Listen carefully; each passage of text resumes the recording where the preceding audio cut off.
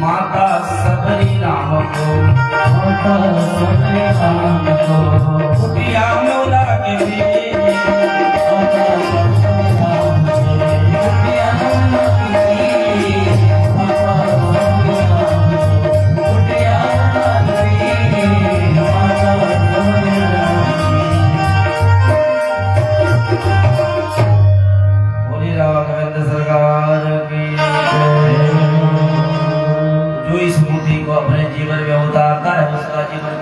धन्य हो जाता है। लेकिन यह इस मस्तिष्क में घुसने वाला जल्दी है नहीं। ईश्वर अंश जीव अविनाशी, चेतन अमल सहज सुरासी। यह भगवान के अंश, सहज आनंद सुख के राशि। अच्छा एक बात बताइए भैया, भूत कहाँ निवास करता है? भूत कहाँ रहता है? श्मशान में। भूत श्मशान में रहता है। भगवान कहाँ रहते हैं? हरि कहाँ रहते हैं? तो हरि व्यापक सर्वत्र समान, प्रेम के प्रगट हो मैं जाना। भगवान कहाँ है? हर जगह, कण में, अणु अणु में, खंभे में, नरसिंह रूप में। लेकिन कब दिखाई देंगे? जब उनके मार्ग पर उनको मनन, उनका चिंतन, उनका भजन, उनके बताए रास्ते पे चलिएगा तब भगवान आपको। तो भगवान यह हमने जाना कि भगवान हरि व्यापक सर्वत्र समाना, प्रेम से प्रकट हो ही मैं जाना। यह हमने प्रतिदिन सुना और हर रोज सुना, अपने मस्तिष्क में भी रखा। परंतु याद रखे, यह भी सुना कि भूत जो है वह श्मशान में विशेष करके रहता है।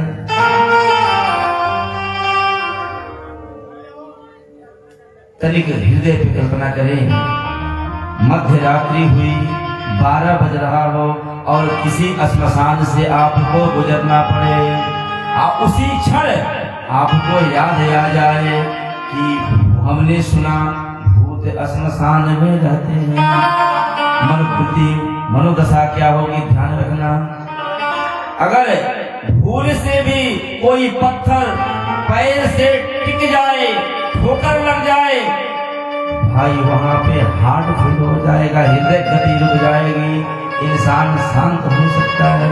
परंतु हमने यह सुना कि भूत केवल श्मशान में रहता है, परंतु हमने यह भी सुना कि भगवान हरि व्यापक सर्वत्र समाना, परमात्मा हर एक अणु अणु में, कण कण में निवास करता है। भूत केवल श्मशान में निवास करता है, परंतु अगर श्मशान में वह भूत है तो हमारे हरि भी उधर श्मशान में हो सकते हैं, परंतु हरि होंगे कि नहीं इसका कोई विश्वास नहीं। भूत है, जब हरि सब जगह है तो उस श्मशान में भी आ सकते हैं, लेकिन इसका विश्वास नहीं। जब तक अंतःकरण में विश्वास नहीं, जितना विश्वास उस भूत पे हो गया और गलती से ठोकर लग गई, मनोदशा बदल गई, हृदय किसी का कमजोर तो वहीं पे जैसी आराम उसका हो गया।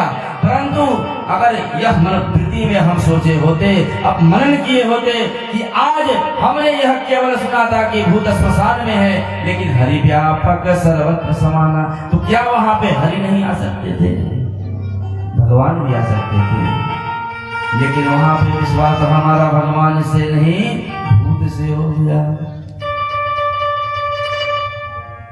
ऐसी हमारी मनोदशा है, यह हमारी स्थिति है। भक्ति भी करें तो दिखावे की हमने ये किया, हम ये व्रत करते हैं, इससे कुछ होने वाला नहीं है। पापस्य खंडः सह पाखंड, शास्त्र का है। पाखंड का ही टुकड़ा पाप बनता है। पापस्य खंडः सह पाखंड, पाखंड का टुकड़ा ही पाप बनता है, और वह पाप जब मस्तिष्क पे चढ़ जाए तो इंसान का सत्यानाश, उसकी जीवन सत्यानाश, सब कुछ समाप्त हो जाता है। लेकिन जिसको इनके चरणों में प्रीति हो गई, उसे उसके बाद कुछ भी नजर नहीं आता। प्रत्यक्ष प्रमाण में देखिए, मीराबाई महल में सोई है और संत समाज आकर के उनके घर के बगल में कुटिया डाल करके वहीं पे रहते। शाम को जब संत भगवान भोग लगाने के लिए, ठाकुर जी को भोग लगाने के लिए जब भोग तैयार किए, तो संत भगवान उस भोग को लेकर के ठाकुर जी को अर्पण किए और गाते क्या हैं? अधरम मधुरम बदनम मधुरम मधुराधिपते अखिलम मधुर। मीरा जी के कान में पहुंचा इस शब्द को। मीरा जी ने सुना, वाह, ऐसा कौन है, ऐसा कौन है जिसके अधर मधुर, नयन मधुर और मुस्कान मधुर, हंसतम मधुर, ऐसा कौन है? फिर मीरा जी अपने आप को संभालती है, कहती है कि कोई जरूरी नहीं कि जिसके आंख मधुर, नयन मधुर और मुस्कान मधुर, वचन मधुर, उसका हृदय भी मधुर हो सकता है। हो सकता है कि ऊपर से वह दिखावा कर रहा हो। तब तक संत दूसरी पंक्ति को दोहरा देते हैं, हृदयम मधुरम नयनम मधुरम चलितम मधुरम भ्रमितम मधुरम। जब सुना कि हृदय भी मधुर, अब मीरा जी अपने आप को रोक नहीं पाई, चल दिया और जाकर के हाथ जोड़ करके संतों से बोले कि भगवान, हमें एक वस्तु चाहिए। संत भगवान बोले कि कौन सी वस्तु देवी? आप महारानी हैं, आपके राज्य में हम अभी ठहरे हुए हैं, विश्राम लिए हुए, कौन सी वस्तु चाहिए? तो मीरा जी कहती हैं, जिसकी स्तुति आप अभी त्याग दूंगी। अब संत बोले कि भाई चलो, हम दूसरे भगवान को मना लेंगे। लेकिन राजा को यह बात मालूम पड़ गया, तो लेने के देने पड़ गए, देकर चले गए। और ऐसी प्रीत जब देखा राजा ने कि मेरी पुत्री साध्वी हो गई, तो भैया विष का प्याला भेजा, विष का प्याला भेजता है और जा करके दे आओ मीरा जी को, पी करके मर जाए कम से कम, इस राज का कलंक तो बचे। एक पुत्री वह भी साध्वी हो गई। जैसे विष का प्याला, भैया ध्यान दे, जैसे विष का प्याला मीरा जी के पास पहुंचा, मीरा जी ने उस प्याला को लेकर के अपने अधर से ओठ से लगाया, भगवान को स्पर्श करा करके अपने अधर से ओठ से लगा करके उस विष को पान कर रही है। तो भगवान देखें कि यह बिना विचार किए, हम पर विश्वास किए, मीरा ने विष को ग्रहण कर लिया। भगवान तत्क्षण क्या करते हैं? मेरा राज विष को मीरा होश न हो, प्रभु नाम से विष पान करे, सो विष अमृत हो। वह विष का प्याला अमृत हो गया। पुनः काले नाग को भेजा गया कि जाओ, सोई हैं, उनके कमरे में डस दो। नाग चला, मीरा जी के कमरे में प्रवेश कर गया। मीरा जी उस समय भगवान के संकीर्तन कर रही थी, गोविंद मेरो है, गोपाल मेरो है, गोविंद मेरो है, गोपाल मेरो है, गोपाल मेरो श्री भाग्य बिहारी नंदलाल रो।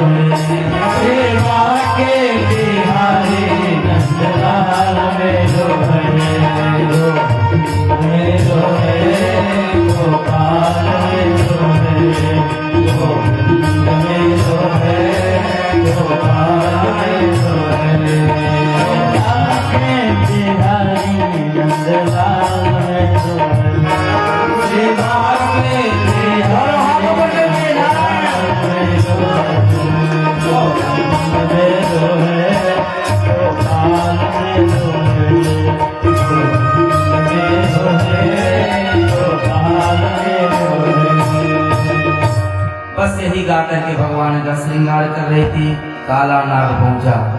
जैसे फन को फैलाया डसने के लिए, मीरा जी हाथ जोड़ करके बोली, भाव देखिए भगवान में इतने प्रेम। सरकार, आपको आना था तो हमें कोई स्वप्न या कोई दिशा निर्देश दे देते। आप हमारे लिए काले नाग के स्वरूप में हमें दर्शन देने चले आए। जो नाग पिता ने पुत्री को काटने के लिए भेजा, मीरा जी उस नाग को देख करके प्रणाम करती हैं कि प्रभु आप हमें दर्शन देने के लिए। प्रभु आए आप सांप के लिबाज में, धन्यवादी हूँ मैं आपके सामने। मीरा जी कहती है प्रभु आप मुझे दर्शन देने के लिए सांप के लिबाज में। सर्व सोचा कि ऐसे प्रेम प्रगाढ़ देख करके भगवान को अगर मैं इस स्थिति में इसे दंड मारता हूँ तो हमें पाप लगेगा, वापस चला गया। ऐसे भगवान के प्रीत को जोड़ करके वह अनेकों प्रकार के यत्न उनके पिताजी ने किया, परंतु कोई असर नहीं पड़ा। क्यों? क्योंकि भगवान के साथ में अपने आप को समर्पित कर दिया। किसी भी लेस मात्र भी तनिक भी कहीं से उनके मन में चेतना नहीं रही, समर्पण भाव कर दिए, पूर्ण समर्पित हो गई। तो जो भगवान में पूर्ण समर्पित हो जाता है, नारायण उसकी रक्षा स्वयं करते हैं। उसे फिर दूसरे की सहायता की कोई जरूरत नहीं पड़ती है। झूमती रही, गाती रही, किसी से कोई मतलब नहीं, किसी से कोई भय नहीं, किसी से कोई डर नहीं। शास्त्र यहाँ तक सम्मत देता है, अगर तुम्हारे भजन में, तुम्हारे पूजन में, तुम्हारे मनन में, तुम्हारे सत्कर्म में कोई बाधा करे, चाहे वह पिता हो, चाहे वह पुत्र हो, चाहे वह भाई हो, चाहे वह सखा हो, तुरंत उसका त्याग कर दो। प्रमाण बाबा किसने किया? हाँ किया। विभीषण ने भाई तजे, पिता तजे प्रहलाद।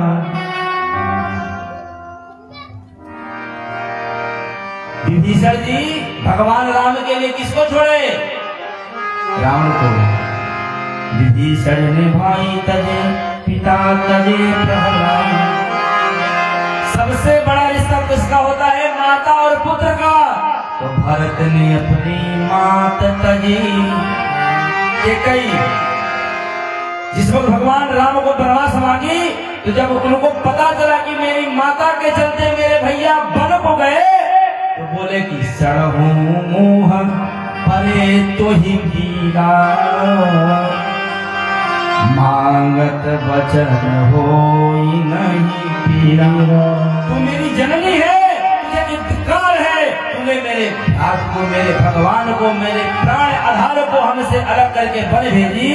जाओ, मैं प्रतिज्ञा करता हूँ कि जब तक मेरे भ्रात, मेरे भगवान, मेरे राम इस अयोध्या में नहीं आएंगे, जब तक इस भरत का जीवन रहेगा, मैं तुम्हारा मुख नहीं देखूंगा, न अपने मुख से तुम्हें माँ कहूंगा। त्याग कर दिया भगवान के लिए।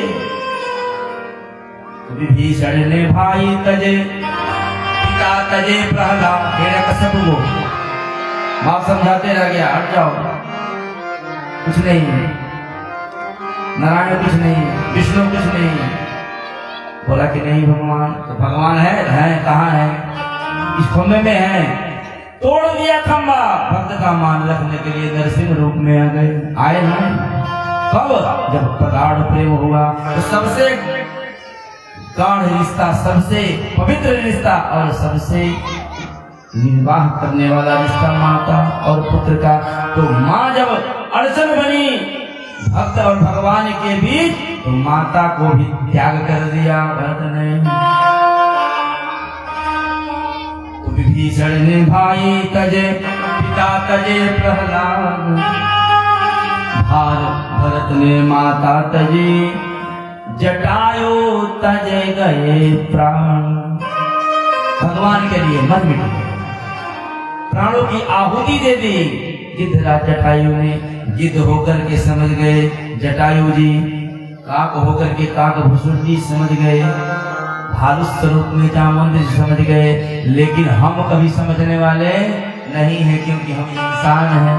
हमारे पास 5-5 खोपड़े हैं, एक तर्क की कैंची बंद होगी, दूसरी चालू होगी। हम समझने वाले नहीं, समझे किसी के बाप के नौकर हैं, आए हैं चिल्लाएंगे जाएंगे, समझने वाले नहीं। लेकिन जो इस स्थिति को नहीं समझता वह घोर नरक में निवास करते, फिर अनेकों जोनियों में पापों को भोगता हुआ पुनः इस धरातल पे अपने कर्मों को भोगने के लिए, सत्कर्म करने के लिए, न्याय करने के लिए आता है। लेकिन मीरा जी एक शब्द में समझ गई कि इसके अलावा और संसार में कुछ भी सत्य नहीं, सब मिथ्या है, ईश्वर सत्य, जगत सब मिथ्या है। और समझ गई, चेतना आ गई, झूम झूम के गाने लगी, पायो जी मैंने नाम रतन धन पायो, पायो जी मैंने नाम रतन धन पायो। एक शब्द में समझ गई, पायो जी मैंने नाम रतन धन पायो, नाम रतन धन पायो।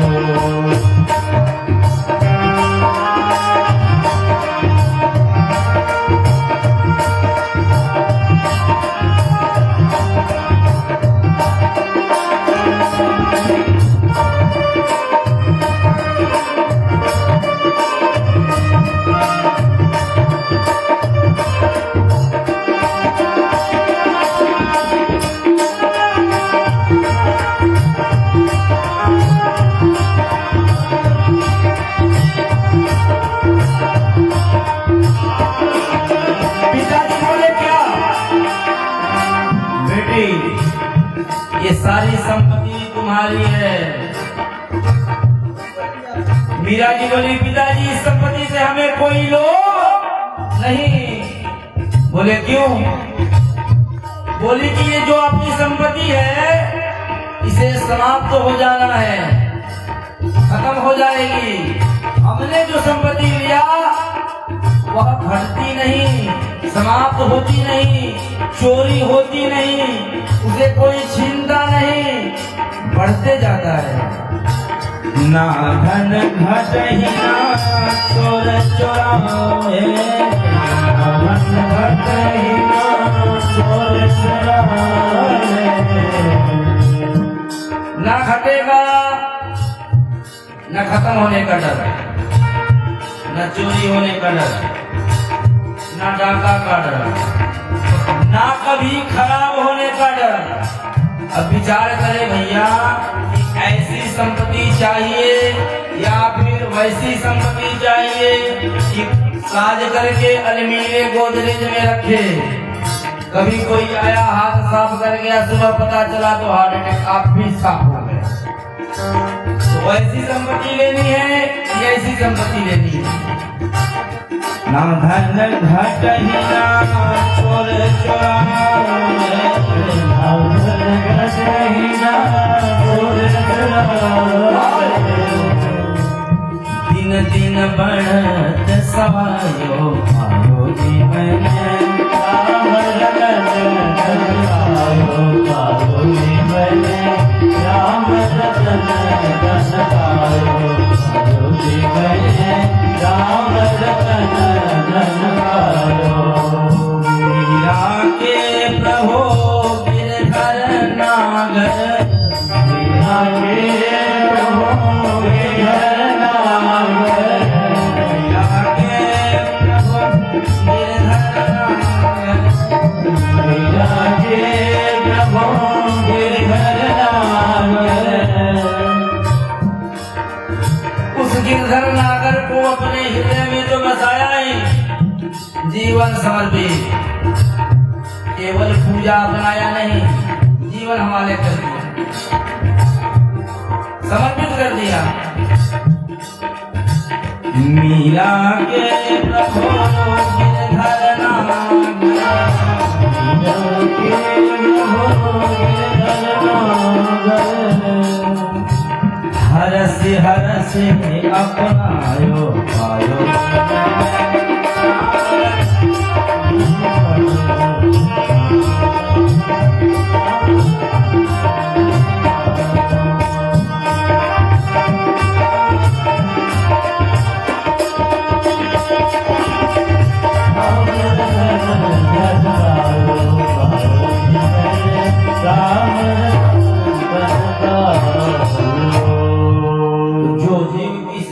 रतन धन से, इस नाम रतन धन से, भगवान के संकीर्तन से जुड़ा रहता है, वह कभी भी उसका क्षय नहीं हो सकता।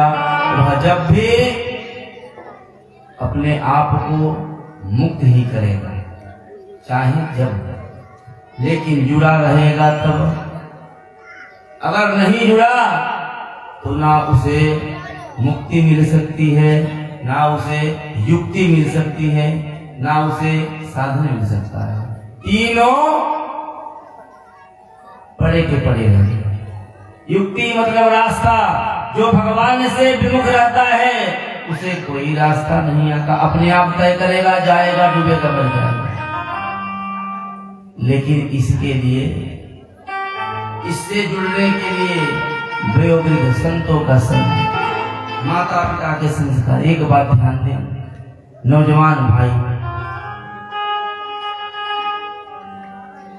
जिस माँ ने आपको जन्म दिया, उस माँ के आंचल पर आप खेले। भैया जब ये आंचल गीले पड़ गए, इस आंचल को जब जीव ने, उस बच्चे ने गीला किया, माँ दूसरे आंचल पर रख लेती बच्चे को। जब इधर गीला पड़ गया, माँ उसे उठाकर अपने सीने पर रख लेती।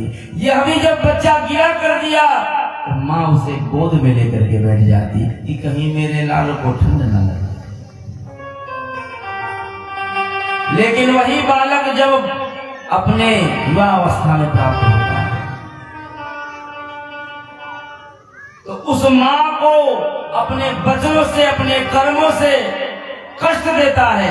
तो ऐसे जीव, ऐसे बालक अगर अपने उस माँ को कष्ट दे करके, जो जन्म दिया, जो इस सृष्टि को दिखाया, जिसने यह रंग बिरंगी दुनिया में जिसने लाया, उस जगत जननी को कष्ट दे करके भैया इस महासतचंडी जग में आकर के अपने गर्दन को काट कर बलिदान दे दे तो उसका कल्याण होने वाला नहीं, कभी नहीं हो सकता। परंतु इस मार्ग पर, इस सत्कर्म को कब अपनाएगा? जब उसे आप सत्संग से जोड़ेंगे। रामचरितमानस, राम जी भी वही किए। प्रातः काल उठ के रघुनाथा, माता पिता गुरु नाम संस्कार दिए। एक बार अगर विचलित हो वह जीव, वह नवयुवक, वह भाई अगर विचलित होता है अपने पथ से, अगर डगमगाता है, तो एक बार अपने पिता के पैरों को फटी हुई एड़ियों की तरफ देख ले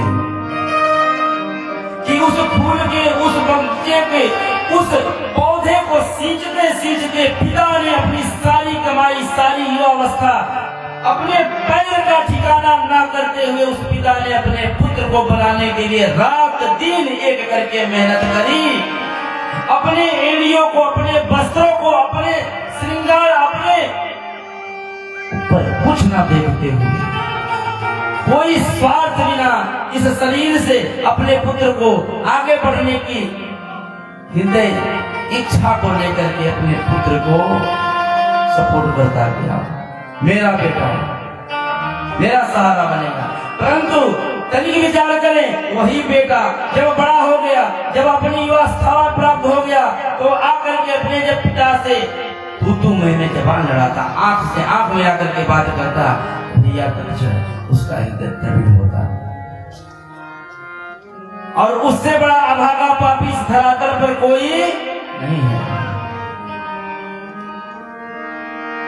वह चाहे कितने तीर्थ कर लें, अपना सर चढ़ा दे भगवती के चरण में, उसका कल्याण भगवती करने वाली नहीं। जो इस भगवती को दुख देगा, इस जनक को दुख देगा, उसका कल्याण कभी होने वाला नहीं है।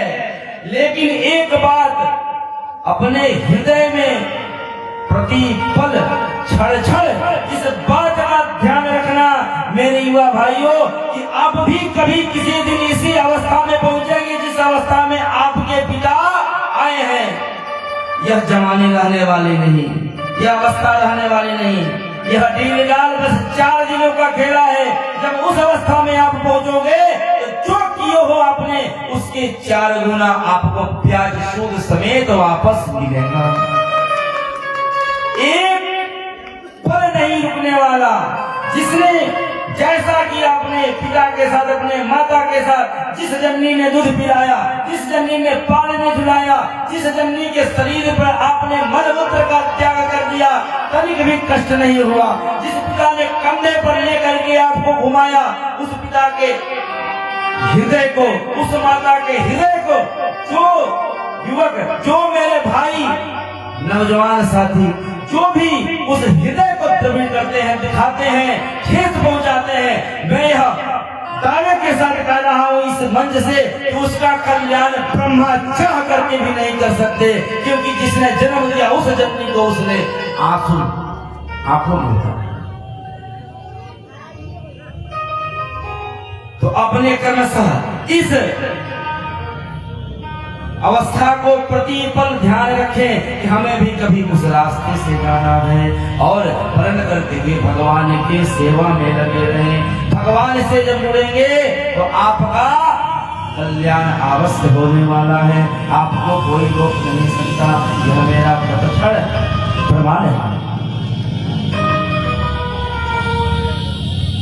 परंतु सब करते हुए अपने कर्मों को न सहा करके, अपने व्यवहार को न सुधार करके, अपनी मनमानी करने वाले अपने आप को घोर नरकगामी करार करते। तो इस बात को अपने हृदय में उतारे और अपने आप को भगवान में समर्पित करके और भगवान के संकीर्तन में लगे रहे। महाराज श्री का आगमन हो चुका है। 2 पल भगवान का संकीर्तन प्रेम के साथ गावेंगे, क्योंकि जो इस बात को हृदय में धारण करता है, मस्ती करना जरूरी है तभी है, लेकिन जब भजन में बैठिए 1 घड़ी, आधे घड़ी, 5 मिनट, 2 मिनट भगवान को अपने चित्त से भगवान के चरणों में ऐसे चपकाइए कि खींचने के बाद भी कोई रिश्तेदार, कोई अपना भाई, कोई अपना मित्र खींचे भी तो वह अलग ना हो पाए। अगर जो इस कृतार्थ को जीवन में अपने उतार लेता है, इस कर्म को अपने जीवन में प्रति क्षण एक शैली बना लेता है, उसका संसार में कोई विरोध, कोई हस्तक्षेप, कोई उसका नहीं कर सकता, क्योंकि वो अपने आप को उस जगत की रचना करने वाले नारायण के हाथों में सौंप दिया। तो बस यहाँ आप भगवान के संकीर्तन अगर हो, हृदय से अपने आप को समर्पित करके 2 पल भगवान में लीन हो जाए। बाहरी वो तो होना है, होगा भैया, जो होना है होगा, वो आपके हमारे रोकने से रुकने वाला नहीं। दोनों हाथ को ऊपर करके प्रेम के साथ 2 पल भगवान का नाम, तत्पर बाड़ी को विराम। श्री राम जय राम जय जय राम, श्री राम जय राम जय जय राम, श्री राम जय राम जय राम, श्री राम जय राम जय राम, श्री राम जय राम जय जय राम, श्री राम जय राम जय जय राम, श्री राम जय राम जय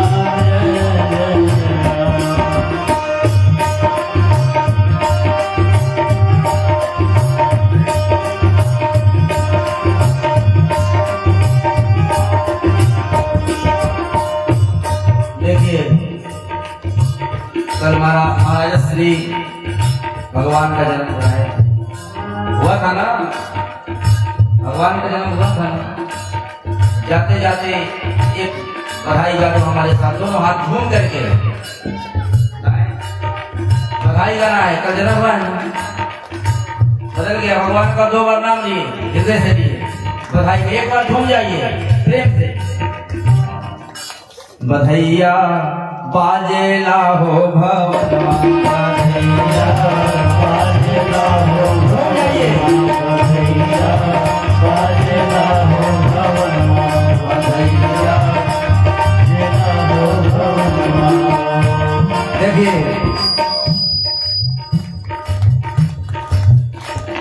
भाई के भतीजा के बियाह में जाए सभी,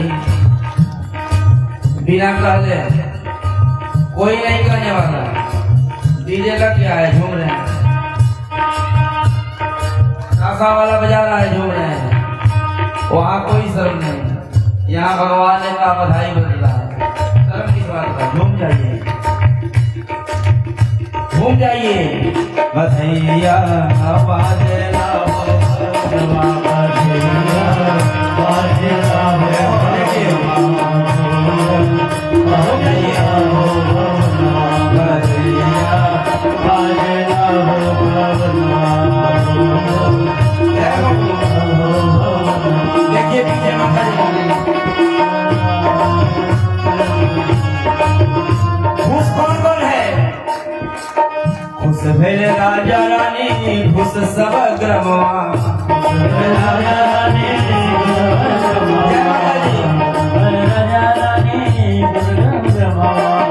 खुश भेल राजा रानी, खुश सब ग्रमवा। राजा रानी खुश सब ग्रमवा। क्या होने लगा खुशी में? भूखे लगल मंगल बदनवा, बधैया बाजेला हो भवनवा, बधैया बाजेला हो भवनवा, बधैया बाजेला हो भवनवा। देखिए भगवान के संकीर्तन में, प्रेम में झूम रही माता जी। और क्या, इतना ही नहीं, केहू लुटावेला यन धन सोनवा, केहू लुटावेला यन धन सोनवा, केहू लुटावेला यन धन सोनवा, केहू लुटावेला यन धन सोनवा। केहू लुटावे कंगनवा, बधैया बाजेला हो भवनवा, बधैया बाजेला हो भवनवा, बधैया बाजेला हो भवनवा। राजा लुटावे यन धन सोनवा, लुटावे यन धन सोनवा। भैया राजा संपत्ति से नहीं, हृदय से। देखिए राजा भगवान के बधाई में हमारे यजमान के तरफ से 51 रुपया भगवान मंगल कर देगा। राजा लुटावे यन धन सोनवा, राजा लुटावे यन धन सोनवा। और खुशी में माता जी, राजा लुटावे यन धन सोनवा, राजा लुटावे यन धन सोनवा। रानी लुटावे कंगनवा, बधैया बाजेला हो भवनवा, बधैया बाजेला हो भवनवा, बधैया बाजेला हो भवनवा।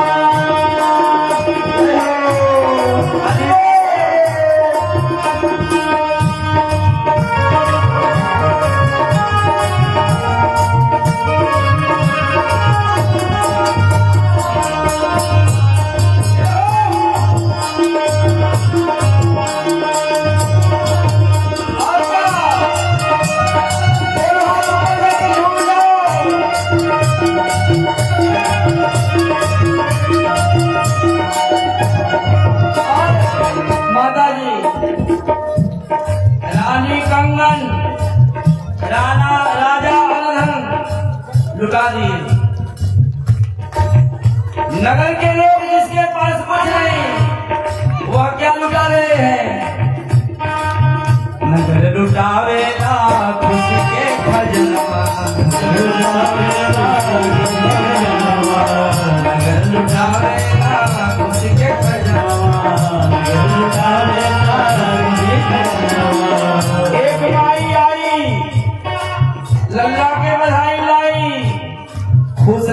कृष्ण कन्हाई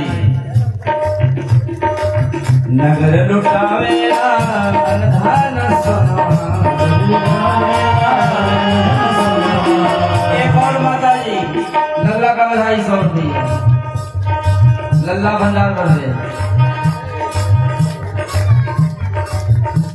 और कौन सा संपदा, कैसी संपदा लुटा रहे हैं भैया? नगर लुटावेला हृदय खजाना। कैसा लगा? झूम झूम गावे भजनवा कन्हैया, बाजेला भजनवा कन्हैया, बाजेला भजनवा कन्हैया, बाजेला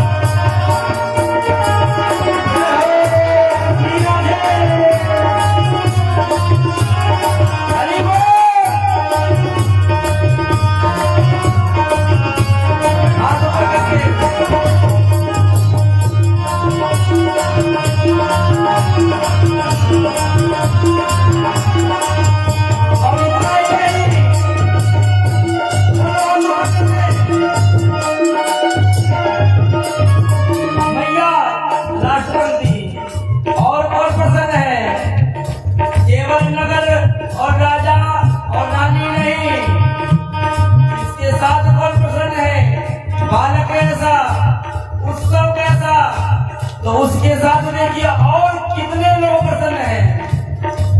हर्षित भइले खगने का बनवा,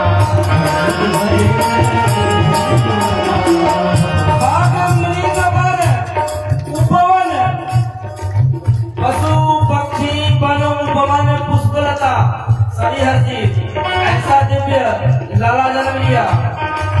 हर्षित भइले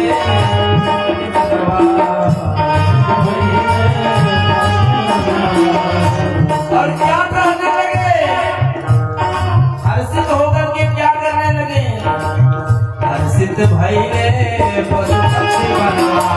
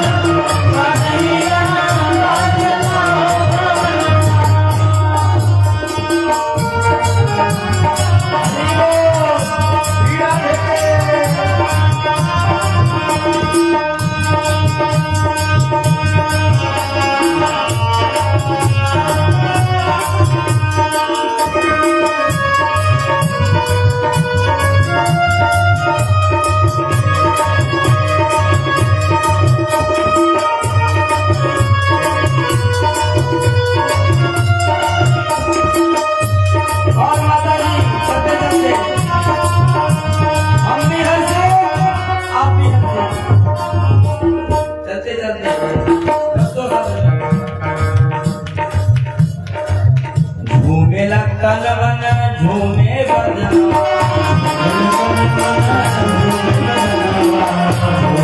तलवन झूमे गगनवा।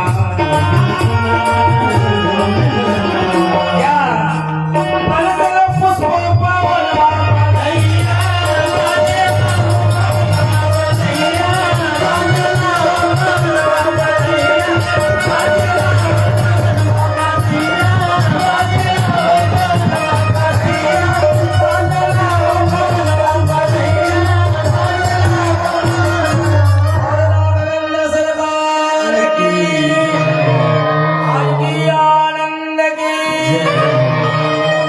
सभी लोग यथास्थान बैठ जाएं। महाराजा श्री का आगमन हो चुका है।